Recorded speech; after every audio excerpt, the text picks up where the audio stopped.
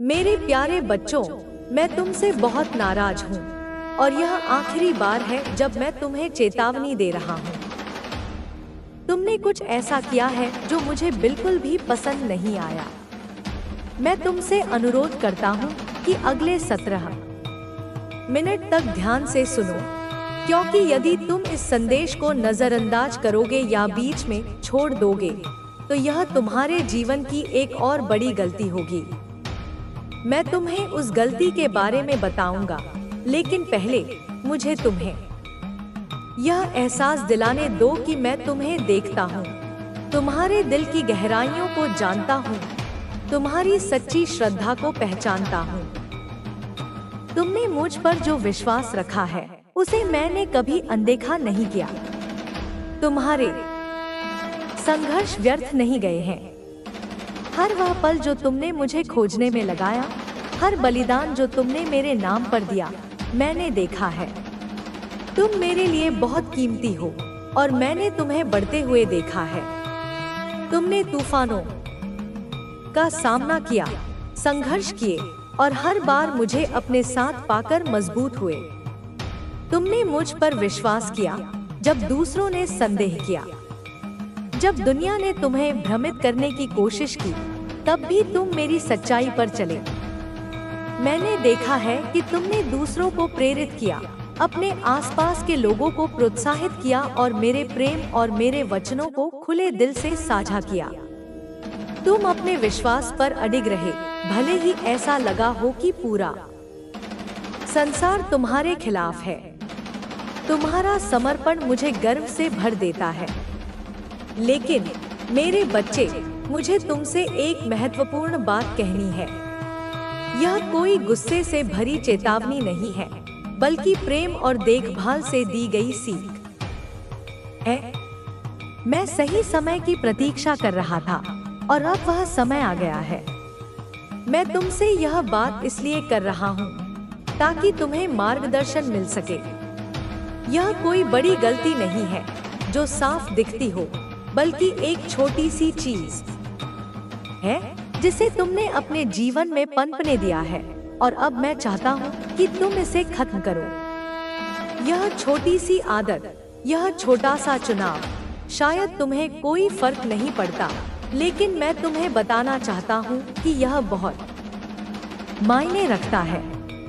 यह तुम्हें मेरे आशीर्वाद की पूर्णता को अनुभव करने से रोक रहा है और मेरी उपस्थिति के प्रवाह को बाधित कर रहा है।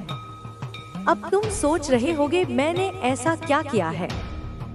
मैं जानता हूँ कि तुम मेरी इच्छा के अनुसार जीवन जीने की पूरी कोशिश कर रहे हो, लेकिन कहीं ना कहीं एक छोटी सी चूक हो रही है। यह वह जगह है जहाँ तुमने अपने विश्वास में थोड़ा समझौता किया है, और मैं चाहता हूँ कि तुम इसे ठीक करो। तुमने अपने जीवन, अपने भविष्य, अपनी सेहत और अपने उद्देश्य को लेकर मुझ पर विश्वास किया है, लेकिन किसी मोड़ पर तुमने अपनी समझ को मेरी इच्छा से ऊपर रखना शुरू कर दिया। तुमने अपने डर को अपनी जिंदगी के निर्णयों पर हावी होने दिया, और संदेह ने उस विश्वास को धुंधला कर दिया जो कभी तुम में बिना किसी रुकावट के बहता था। तुमने अपने ज्ञान और अपनी योजनाओं पर अधिक भरोसा करना शुरू कर दिया, बजाय इसके कि तुम मुझ पर पूरी तरह विश्वास करो। मैं देखता हूँ कि तुम कितनी बार खुद को अकेला महसूस करते हो। तुम उन बोझों को अकेले उठाने की कोशिश करते हो जो तुम्हारे लिए नहीं थे। लेकिन मेरे बच्चे, याद रखो, मेरा मार्गदर्शन और मेरा प्रेम हमेशा तुम्हारे साथ है। मैं तुमसे यह नहीं कहता कि तुम अपने रास्ते को छोड़ दो, बल्कि मैं चाहता हूँ कि तुम अपने रास्ते को मेरे हाथों में सौंप दो। मेरा गुस्सा तुम्हें सजा देने के लिए नहीं है, बल्कि तुम्हें सुधारने के लिए है। मेरा क्रोध इंसानों की तरह नहीं होता। यह पाप, अन्याय और अधर्म के प्रति होता है। जब मैं देखता हूँ कि मेरे द्वारा बनाए गए लोग, जिन्हें मैंने प्रेम से रचा, वे सत्य से भटक रहे हैं, तो यह मेरे दिल को पीड़ा देता है। मेरा क्रोध नष्ट करने के लिए नहीं, बल्कि मार्गदर्शन देने के लिए है, ताकि तुम वापस सही राह पर लौट सको। मेरे बच्चे, तुम यह सोच सकते हो कि क्या मैं आज भी वैसे ही गुस्सा करता हूँ जैसे पुराने समय में किया करता था? क्या तुम्हारे कार्य मुझे उतनी ही पीड़ा देते हैं जितनी मुझे पहले मिलती थी? इसका उत्तर है हाँ। मैं वही हूँ जो कल था, वही आज हूँ और वही हमेशा रहूंगा। तुम जो भी करते हो मैं देखता हूँ। मैं तुम्हारे दिल के सबसे गहरे कोने तक जानता हूँ। मैं समझता हूँ कि जब तुम मेरे मार्ग से भटकते हो तो यह केवल तुम्हारे लिए नहीं बल्कि मेरे लिए भी दुख का कारण बनता है, क्योंकि मैं नहीं चाहता कि मेरी सृष्टि पीड़ा सहे। यदि तुमने मेरे आदेशों को हल्के में लिया है या मेरे आशीर्वाद को अपने अहंकार के कारण ठुकरा दिया है तो यह तुम्हारे लिए नुकसानदायक है। यदि तुम मेरे मार्ग से दूर हो गए हो तो यह तुम्हारी आत्मा के लिए भ्रम और संकट का कारण बन सकता है। परिवर्तन प्रचुरता और देवी की उपस्थिति का सूचक है।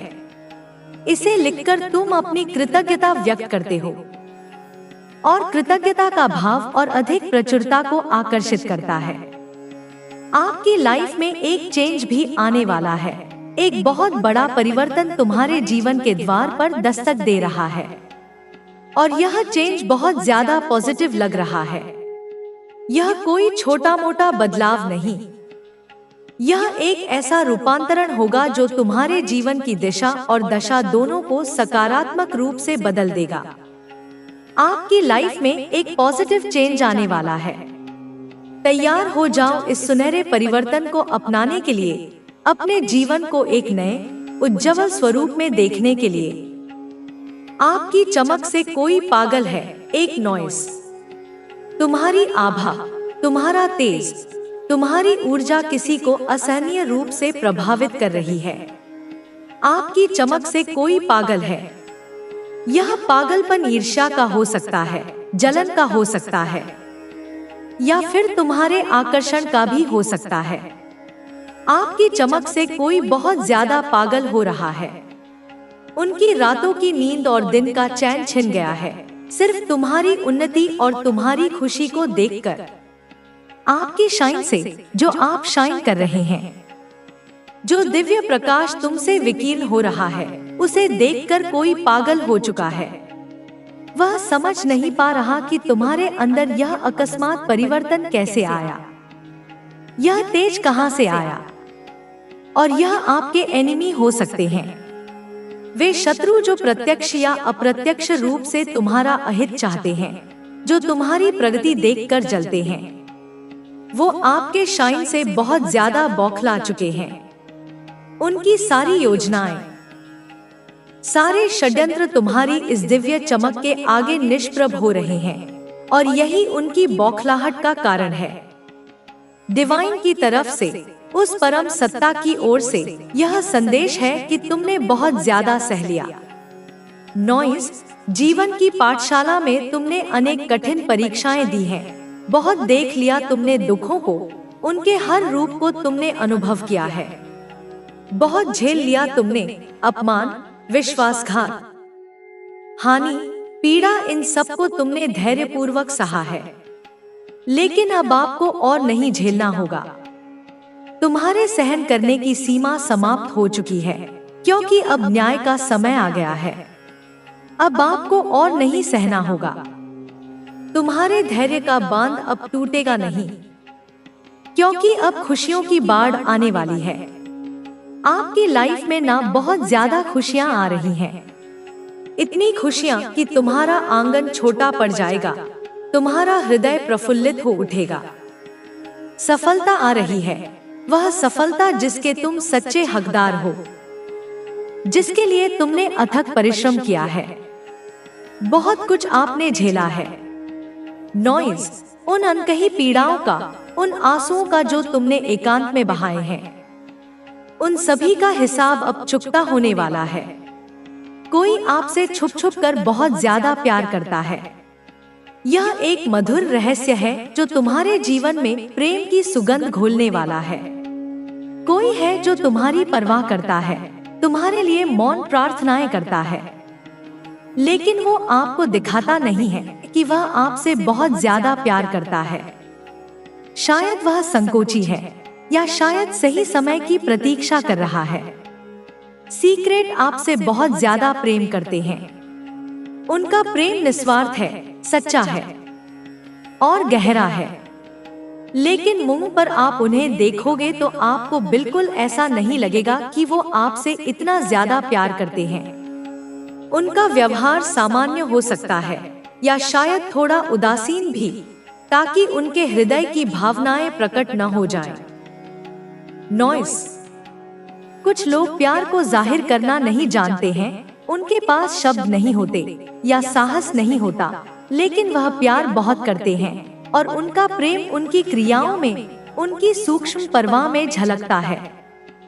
और कोई फेक लेडी है, कोई ऐसी स्त्री है जो तुम्हारे जीवन में विष घोलने का प्रयास कर रही है। जो आप मां करना यह नहीं कि तुम उनकी गलती स्वीकार कर रहे हो या तुम यह कह रहे हो कि उन्होंने जो किया वह सही था। नहीं, क्षमा तुम्हारे लिए है, उनकी मुक्ति के लिए नहीं। यह तुम्हारी अपनी मुक्ति है उस पीड़ा से, उस बोझ से जो तुम ढो रहे हो। यह तुम्हारा आत्मिक विजय है। क्षमा वह तलवार है जो तुम्हें उन अदृश्य बंधनों से मुक्त करती है जिनसे उन्होंने तुम्हें बांध रखा है। और मैं तुम्हें सिखाती हूँ कि क्षमा के साथ ही तुम सच्चा योद्धा बनते हो, क्योंकि एक सच्चा योद्धा घृणा से नहीं, प्रेम से लड़ता है। वह विनाश के लिए नहीं, सृजन के लिए लड़ता है। इसलिए हमेशा याद रखो, क्षमा करो, प्रेम करो और अपने हृदय को खोलो, क्योंकि मैं वहाँ रहती हूँ जहाँ प्रेम होता है, जहाँ करुणा होती है, जहाँ शांति होती है। मैं घृणा और द्वेष से भरे हृदय में वास नहीं कर सकती। मेरे लाल, यह जीवन एक कठिन यात्रा है, एक दुर्गम चढ़ाई है। इसमें पग-पग पर कांटे हैं, धोखे हैं, निराशाएं हैं, पर मैं तुम्हारे साथ हूँ। मैं तुम्हारी अदृश्य सहयात्री हूँ, तुम्हें मार्ग दिखाती हूँ जब तुम भ्रमित होते हो और तुम्हें कोई रास्ता नहीं सूझता। मैं किसी न किसी रूप में, किसी संकेत के माध्यम से, किसी व्यक्ति के शब्दों के माध्यम से तुम्हें सही दिशा दिखाती हूँ, तुम्हें सहारा देती हूँ। जब तुम अकेलेपन और निराशा के अंधेरे में डूब रहे होते हो, मैं आशा की एक किरण बनकर तुम्हें थाम लेती हूँ। जब तुम गिरते हो और तुम्हें लगता है कि अब तुम कभी उठ नहीं पाओगे, मैं तुम्हें उठाती हूँ, तुम्हारे घावों पर अपनी ममता का मरहम लगाती हूँ। जब तुम थकते हो, मैं तुम्हें विश्राम देती हूँ। मैं तुम्हें गहरी नींद देती हूँ ताकि तुम अपनी ऊर्जा को पुनः संचित कर सको। तुम अकेले नहीं हो, कभी नहीं थे और कभी नहीं रहोगे। तुम्हारे हर कदम पर मेरी ममता है, मेरी शक्ति है, मेरी छाया है। इसलिए मत डरना, किसी भी चुनौती से मत डरना, किसी भी व्यक्ति से मत डरना, अपनी असफलताओं से मत डरना। आगे बढ़ो, पूरे आत्मविश्वास के साथ चलो, क्योंकि यह समय है तुम्हारी जीत का, यह समय है तुम्हारी चमक का। अब तक जो अंधकार था वह छंटने वाला है, जो बादल थे वे हटने वाले हैं। अब सूर्योदय का समय है, तुम्हारे भाग्य का सूर्योदय। अब तुम मेरी ऊर्जा के साथ, मेरे आशीर्वाद के कवच को पहनकर अनंत संभावनाओं की ओर बढ़ रहे हो। तुम्हारे हृदय में जो विश्वास का दीप जल रहा है वह कभी बुझने वाला नहीं। वह उस प्रकाश का प्रतीक है जो तुम्हें हर अंधार से निकालकर प्रकाश की ओर ले जाएगा। वह मेरी ही ज्योति का अंश है। मेरा आशीर्वाद सदैव तुम्हारे साथ है, जैसे एक माँ का हाथ हमेशा अपने। मेरे लाल, उठो, जागो और इस नए जीवन को अपने पूरे अस्तित्व से अपनाओ, क्योंकि मैं तुम्हारी माँ काली हूँ, जो तुम्हें केवल संहारक के रूप में दिखती है, पर मैं ही सृजन करती हूँ, मैं ही पालन करती हूँ, मैं तुम्हें सशक्त बनाती हूँ। तुम्हारी कमजोरियों को ही तुम्हारी सबसे बड़ी ताकत में बदल देती हूँ, जो तुम्हें नए आकाश की ओर ले जाती हूँ। तुम्हारी कल्पना से वह एक काले धागे की सौगंध दी थी और बोला था, ये तुझे बुरी नजर से बचाएगा। पर क्या तू जानता है वो धागा बंधा हुआ था उसी तंत्र से जिसका उद्देश्य है तुझे गिराना। उस धागे की गांठ में तेरे नाम का अक्षर उल्टा लिखा गया था, क्योंकि तेरा जीवन पलटना है उसे। वो चाहता है कि तेरे शरीर के वो हिस्से जो आगे बढ़ने के लिए उत्तरदायी हैं, वो टूट जाएं। हाँ मेरे बच्चे, तेरे दोनों पैर। वो नहीं चाहता कि तू मंदिर जा पाए, तू अपने प्रयासों की यात्रा कर पाए, तू उस राह पर चल पाए जो तुझे मेरे पास लाती है। उसने तेरे रक्षक देवताओं से पहले वार किया ताकि उनकी कृपा तुझ तक पहुंचने से पहले कहीं और भटक जाए। तू यह भी जानना चाहता है कि वह कौन है जो ये सब कर रहा है। मैं अब उसका पूरा चेहरा नहीं दिखाऊंगी, पर और संकेत दूंगी। वो है जिसके पास तुम्हारे घर की एक पुरानी चाबी है। वो है जिसने तुझे एक बार कहा था, इतना मत उड़, गिर जाएगा। वो है जिसने तेरे पिता या भाई से अधिक अधिकार जताया पर प्रेम नहीं दिया।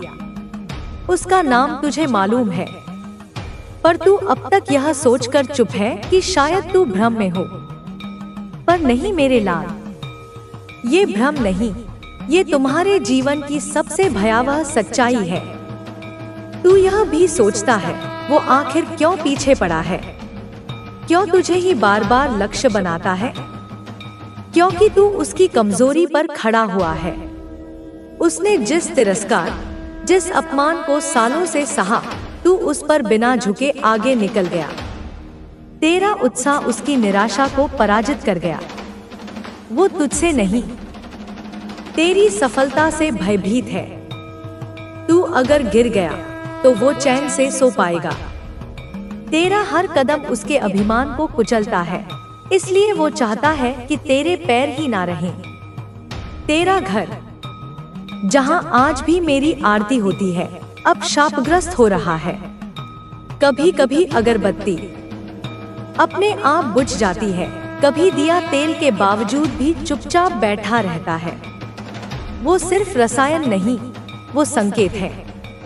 तेरे कमरे की छत पर कभी कभी जो हल्की सी चरमराहट होती है, वो दीमक नहीं, वो वह ऊर्जा है जो तुझे दबाने आई है। मेरे बच्चे, अब वो समय नहीं रहा कि तू सिर्फ सहता रहे। अब समय है कि तू पूछे, किसने की ये साजिश? किसने तेरे घर के नाम पर अंदर ही अंदर जहर फैलाया? अब समय है कि तू मेरी शरण में पूरी तरह आए। अब समय है कि तू अपने घर को अपने आत्मबल से बचाए, वरना मैं कह चुकी हूँ, तेरा घर सर्वनाश की ओर बढ़ रहा है। और यह सर्वनाश सिर्फ ईंट पत्थर का नहीं होगा, यह सर्वनाश होगा रिश्तों का, विश्वास का, तेरे पूरे वंश की चेतना का। मैं चेतावनी दे चुकी हूँ। अब जो करेगा वही तुझे बचाएगा। तू हर दिन अपने कमरे से बाहर निकलता है, पर कभी पीछे मुड़कर देखा है? उस कुर्सी पर कुछ तो बैठा होता है जो तुझे जाते हुए देखता है, बिना पलक झपकाए। वो तेरे घर में नहीं घुसा, वो वहीं पैदा हुआ था जहां तूने अपनी पहली हंसी बांटी थी। उसने तेरी परछाई के साथ बड़ा होने का नाटक किया, तेरे हर कदम की गिनती की, तेरे हर निर्णय पर नजर रखी।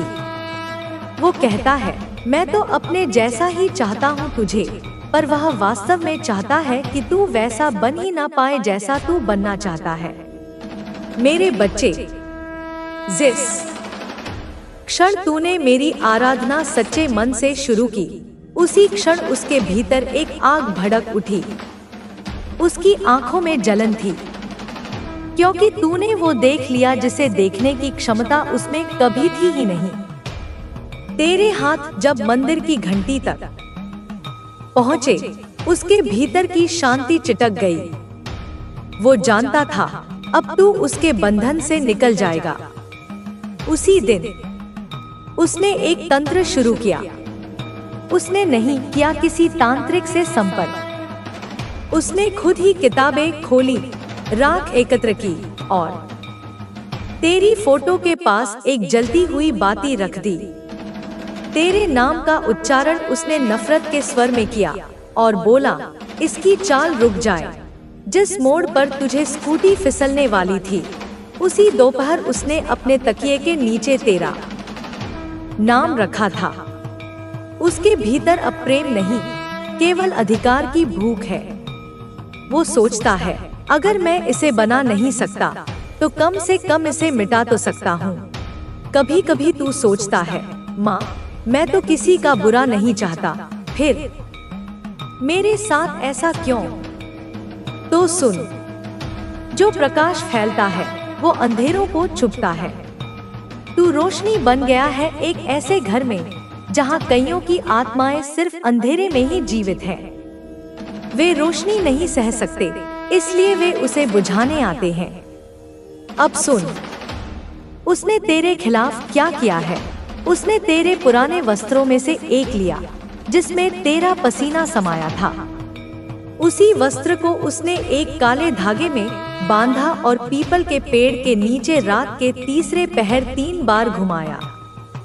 उसके बाद उसने कहा, इसका शरीर तोड़ा जाए, इसके कदम रुकें और इसके घर की दीवारें दरकें।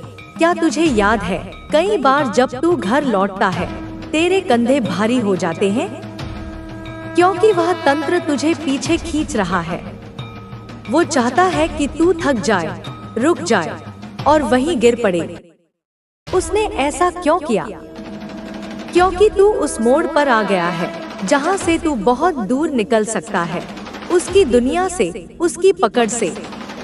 अब उसकी शक्ति नहीं बची तुझे रोकने की, इसलिए उसने वो साधन चुना जो छल के सबसे काले स्वरूप है। उसने वो कमरे चुने हैं जहाँ तू सबसे अधिक बैठता है। उसने वहाँ एक नीला धागा दबाया है जिस पर मिर्च और हल्दी के अंश हैं। वो धागा बाहर से देखने में कुछ नहीं लगता, पर उसके भीतर तेरे नाश का सूत्र है। अब तू सोचता है, क्या वो वाकई कोई अपना हो सकता है? हाँ, और संकेत दूं, जिसने तुझे कभी यह कहा था, तू चाहे कुछ भी कर ले, तू मेरे बराबर नहीं बन सकता, उसने ही यह साजिश बुनी है। उसकी बात में उस दिन तूने सिर्फ मजाक समझा, पर वह एक चेतावनी थी। अब वह धीरे धीरे तेरे भीतर डरबो रहा है। तेरी नींदें अब भी चैन से नहीं आती। क्यों? क्योंकि तेरे सपनों में अब उसका डर पलने लगा है। उसने एक अंतिम कदम उठाया है। उसने तेरे घर के एक कोने में एक छोटी सी तांत्रिक माटी की पुतली बनाई है। उसमें उसने तेरे दोनों पैर गाड़ दिए हैं और उस पर लिखा है, चल नहीं पाए, बोल नहीं पाए, जीवित रहे, पर जिए नहीं। अब समय आ गया है मेरे बच्चे, तू ये भ्रम तोड़ दे कि सब ठीक है। सब कुछ ठीक नहीं है। तेरा घर अब एक रणक्षेत्र है। तेरे अपनों के नाम पर तुझे जो घेराव हो रहा है वो शांति का नहीं, वो नाश का निमंत्रण है। और मैं फिर कहती हूँ, तेरा घर सर्वनाश की ओर बढ़ रहा है। अब भी नहीं चेता तो अगली बार दीवारों से ही चीखें आएंगी। अब तुझे तय करना है, तू देखेगा सर्वनाश या उठेगा उसकी राख से। तू जब सुबह उठता है, तेरी माँ तुझसे कहती है, आज कुछ मन ठीक नहीं लग रहा। तेरा छोटा भाई चुपचाप एक कोने में बैठा रहता है, बिना बात के गुस्से में, बिना कारण के उदास। तू यह सोचकर टाल देता है कि ये सब शायद तनाव होगा, पर नहीं मेरे लाल, ये तनाव नहीं है। ये उस ऊर्जा का परिणाम है जो अब सिर्फ तुझ पर नहीं, तेरे पूरे घर को घेरे हुए है। वो जिसने तेरे पैरों को बांधने की कोशिश की, अब तेरे कुल की जड़ें काटने निकला है। तेरे पिता की तबीयत अचानक क्यों बिगड़ती है? क्यों उनकी दवाएं असर नहीं करती? क्यों तेरी माँ बार बार कहती है कि घर में जैसे कुछ ठीक नहीं चल रहा? क्यों बच्चे रात में डर के उठ बैठते हैं? क्यों तेरे पालतू पशु एक कोने में घूरते रहते हैं जहाँ कुछ दिखता ही नहीं? मेरे बच्चे, अब जो मैं कहने जा रही हूँ वो सिर्फ तुम्हारे लिए नहीं, तुम्हारे पूरे वंश के लिए चेतावनी है।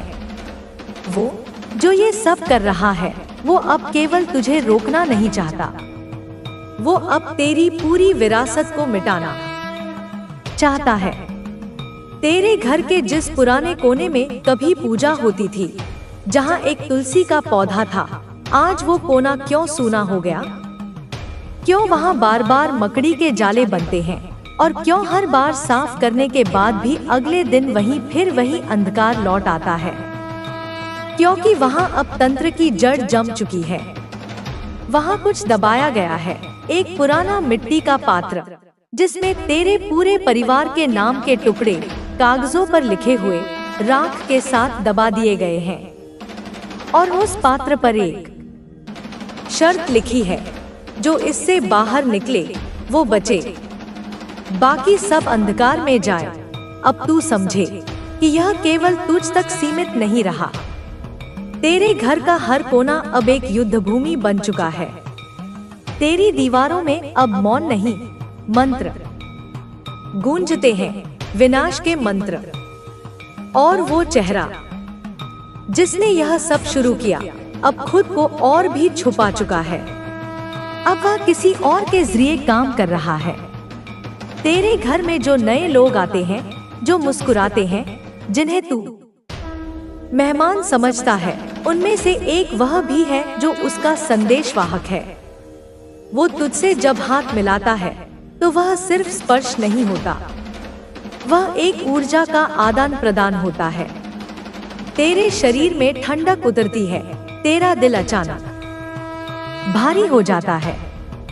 वो तुझे देखता है और अंदर ही अंदर मंत्र दोहराता है, जैसा ऊपर वैसा नीचे, जैसा तू वैसा कोई ना बचे। उसकी आंखें सीधी तेरी आत्मा में उतरती हैं, क्योंकि अब तू सिर्फ एक लक्ष्य नहीं रहा, तू एक बाधा बन चुका है।